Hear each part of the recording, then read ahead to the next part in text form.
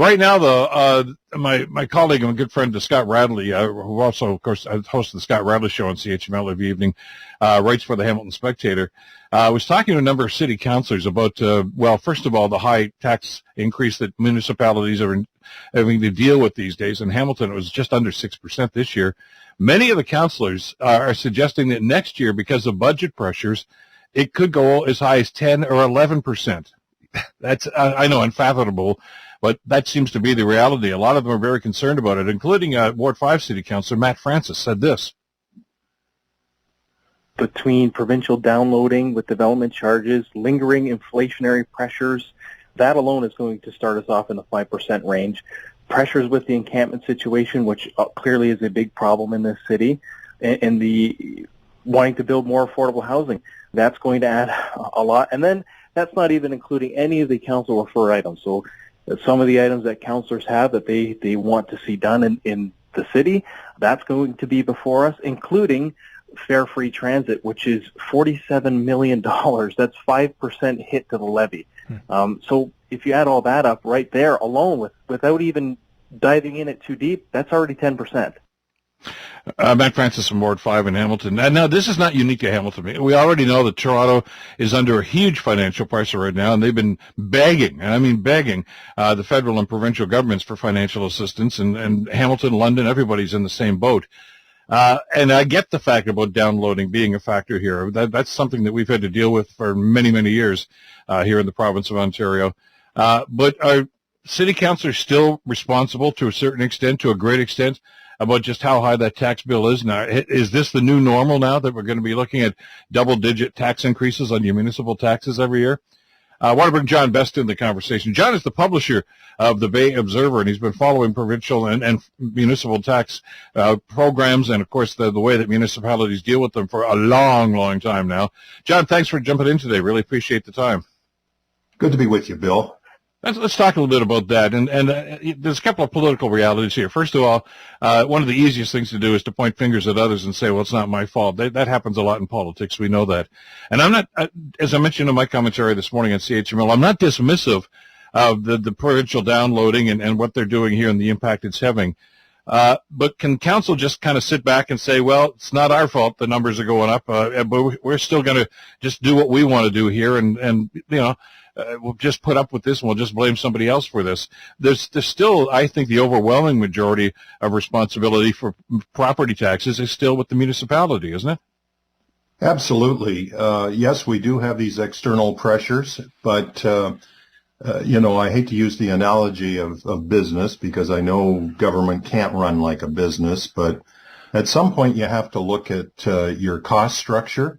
And there's none of that going on at City Hall. It's all about, okay, we've added this task, so let's add staff. This new council went through a budget process last spring where there was no objection. I didn't see a hand up when staff added over 100 positions to what is already an 8,000 person workforce.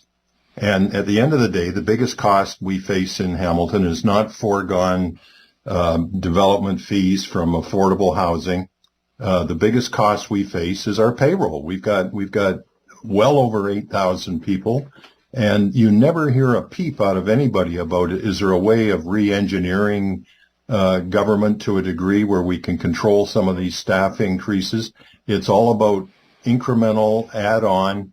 And I'm not sure, frankly, in the municipal sector, if that skill set even exists, if there even is a city manager type of person out there, or a group of people that specialize in lowering costs at the municipal level. But I certainly know from our days, from my days running a fairly large department, that when we were faced with revenue challenges, you had to attack your number one cost. There's no point in attacking, how many pencils you're ordering and things like that. You have to go at the biggest cost on your sheet. And in almost every organization, that is payroll. And so there's none of that. And I think that's part of the problem. But also, while everybody's wringing their hands, and by the way, this 10%, what that could be is the old dance that we used to see, Bill, where we start out with an ugly number. What they may be trying to do is normalize 6% over the next 3 or 4 years, which would mean that at the end of this term of council, they would have increased property taxes by 25%. So I'm not sure if the 10% is a real number, but it will be real if there isn't some significant focus on cost cutting. And I don't hear anybody talking about that right now. Well, as they've done in past years, and I was really troubled to see them do it this past budget cycle, they add costs, as you mentioned, adding staff, paying huge amounts of money to consultants for work that could be done with the existing staff. And it's one of the minute little areas of this, John, and I know it's kind of a pet peeve for me, but they voted to increase their office budgets. This is, and I know that, look at that alone did not put them over the top and say, oh my God, it's all because of those office budgets. But there's a symbolic area to say, you know what, we got to suck it up here. And they didn't seem to have that mindset at all. They were adding cost to this this 5.8 or whatever it ended up being for tax. That's one of the highest ones in the last 20, 25 years in the city. And it's the worst bloody possible time for this to be having, given all the other pressures that the people in the city are under right now. When we look at median income and things like this, property taxes increasing like this, so basically are going to put an awful lot more people in a position where they simply can't afford to pay them. And what happens then? Well, and just speaking of office budget increases, Cameron Crutch led the charge on that thing, and after 4 attempts, he finally got something through. But in the last debate where it was being discussed, he said, well, I promised that I would hold 4 town halls a year throughout my ward. You could almost argue that staff increase is almost like a re-election fund. So, yeah, there's, they're worrying about, well, maybe they're not worrying about it. I heard Matt Francis worrying about it, and a couple of others were quoted in. Just let me jump in there, John, on that point that I ran for the Councillor Francis Cliff. He says he talked about things like the tent encampments and stuff like that, and the downloading because of development charges. Okay, check those boxes. And then he said on top of that are all the other councillors' individual priorities. No, this is the year where you say no. That can wait. And they're not doing that. They want to add that on top of all the other pressures that they're feeling right now. Where is the restraint to say, do we really need to do that street work? Do we really need to put that on here? Can it wait a year? The answer most of the time is going to be yes, it can. Well, and most of those, the euphemism as councillor referred items, very little of that is fixing streets. It's more along the lines of ideological social stuff. So it's not even infrastructure. I mean, they've all got $1 million to spend in a discretionary area, and some of them are using the money, I think, in the right way. But and so, Bill, we got all this going on. We got this 10% thing hanging over our heads, and then in the meantime, in today's paper, we're talking about the fact that staff just released a report that said, you asked us last year to see what properties might be available for affordable housing. And guess what? They have come up with none.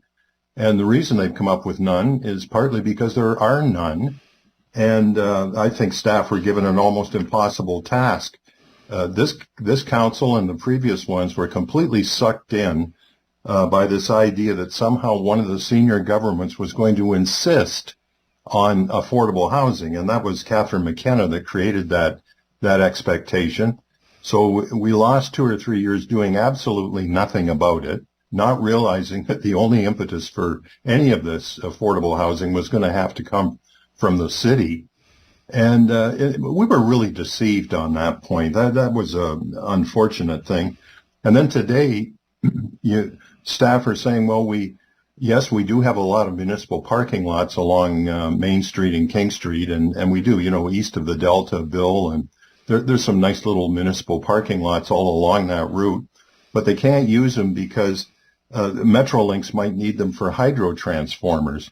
So my thought is, are we at a point where we're going to build this thing and the detail of design is so loose that we still don't know things like where power infrastructure is going to have to exist.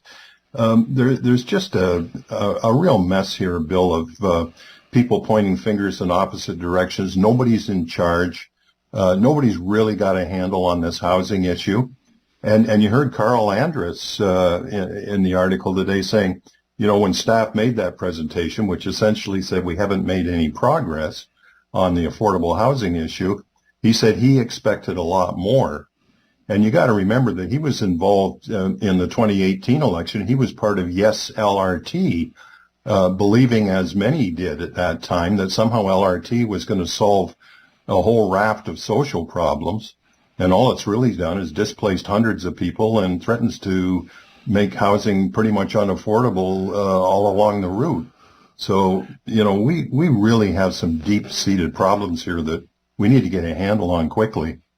Well, and there's got to be more transparency, and I know that's the clarion call almost every year on council, but there's stuff going on here, and you talked about LRT.